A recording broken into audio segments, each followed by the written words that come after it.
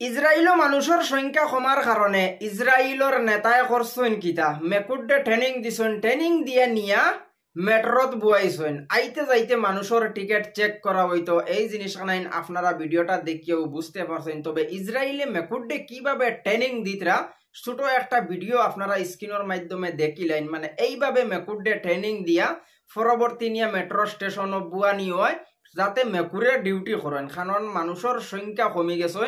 মানুষের সংখ্যা কমার কারণে আজকে ইসরায়েলে মেকুর পর্যন্ত ছাড়িতরা না, মেকুরডে ট্রেনিং দিয়ে মেকুর পর্যন্ত খামো লাগাইতরা। চিন্তা করক ইসরায়েলের টেকনোলজি কতটুক আগে দি গেছে, সাধারণ মেকুর পর্যন্ত ছাড়িতরা না, মেকুরেও ফ্রি হিসাবে খাইতে পাত্রা না, মেকুরে খাম করিয়া ভাত খাইতে লাগে। মেট্রো স্টেশনও দিন রাত ডিউটি কতরা ইটা মেকুর হলে। তো এই ধরনের মেকুরের ব্যাপারে আপনার মতামত আপনারা কমেন্টও জানাইবার, ভিডিওটা শেয়ার করে দিয়ে আর কিছু মানুষের দেখার সুযোগ করিয়ে দিবা।